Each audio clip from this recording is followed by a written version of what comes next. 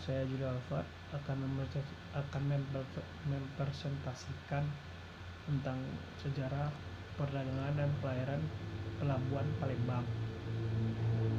Palembang itu sendiri terletak di kedua tepi Sungai Musi, tempat muara Sungai Ogan di Kertapati dan Komering di dekat Pulau Kembara Pelaju.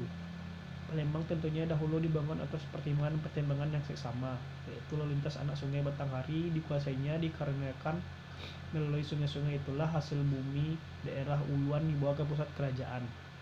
Palembang selain pusat kerajaan juga sebagai kota pelabuhan berfungsi sebagai bandar transito. Oleh karena itu, Palembang sejak mula tumbuh dan berkembang sebagai pusat kekuasaan maritim, baik pada masa pra-Islam maupun pada masa perkembangan Islam. Palembang sendiri terletak dekat dengan Selat Malaka yang merupakan urat nadi lalu lintas pelayaran dan perdagangan internasional dari abad ke abad. Bahkan Selat Malaka sendiri pernah memegang peranan penting selama beberapa abad sebagai pusat perdagangan yang mengontrol lalu lintas pelayaran dan perdagangan di perairan Asia Tenggara. Seperti halnya masyarakat Palembang sebagai pusat kota kerajaan maritim, yaitu kerajaan Sriwijaya yang menitik beratkan kehidupannya pada pelayaran dan perdagangan. Sriwijaya juga merupakan pusat perdagangan dan pelayaran internasional. Berbagai komoditas ekspor yang dihasilkan Nusantara dikirim ke berbagai Asia dan Eropa melalui bandar niaga di Sriwijaya sendiri. Komoditas yang dibawa dari Asia dan Eropa ke wilayah Nusantara bandar niaga ini pula. Kemudian komoditas tersebut disebarluaskan oleh pedagang-pedagang Melayu,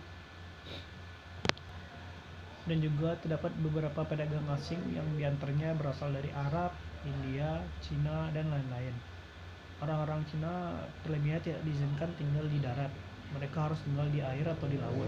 Oleh karena itu, pada masa Kesultanan Palembang, orang-orang Cina tidak dapat menjadi petani.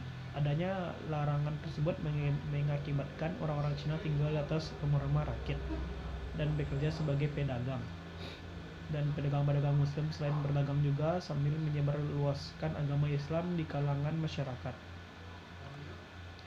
Tidak sedikit di antara orang-orang asing itu mempunyai peranan penting di dalam istana raja, dan tidak kurang pula di antara mereka yang menjabat jabatan penting dalam kerajaan sendiri. Istana seperti jabatan Syah Bandar yang pada umumnya terdiri dari orang-orang asing. Pada tanggal 18 Agustus 1823 dinyatakan bahwa Kesultanan Palembang dihapuskan dan kemudian pemerintah atas negeri Palembang dan rakyat Palembang diserahkan kepada Belanda. Sejak saat itu Kesultanan Palembang telah berakhir. Berakhirnya Kesultanan Palembang sendiri secara politis, maka secara tidak langsung perekonomian Palembang dimonopoli oleh Belanda.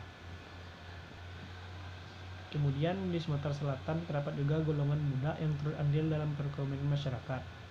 Budak dipekerjakan untuk menggarap sawah maupun sebagai pemelihara perahu-perahu tambang dan hidup biduk-biduk. Selain itu juga budak bahkan diperdagangkan bersama beras, bawang merah, bawang putih, daging, arak, atau hasil hutan seperti rotan, madu, damar, kapuk, dan sedikit emas dan besi. Mungkin hanya itu yang dapat saya sampaikan. Atas segala salah dan janggalnya saya mohon maaf. Saya Julia Alfat, saya akhiri dengan Assalamualaikum warahmatullahi wabarakatuh.